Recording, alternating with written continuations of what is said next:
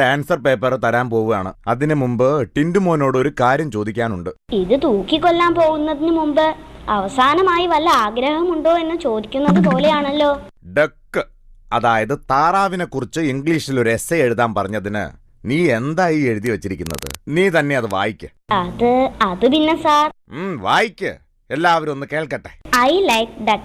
Duck lives in water. I also drink water. My neighbor uncle drinks alcohol.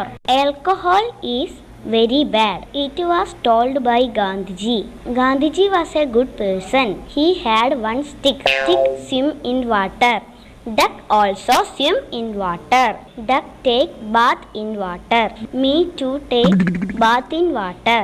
I take bath only 5 minutes.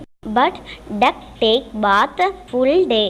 I like duck so much. ഇതിലിപ്പോ എന്താ ഒരു തെറ്റ്? ഡക്കിനെ കുറിച്ച് എഴുതാൻ പറഞ്ഞതിന് ഗാന്ധിജി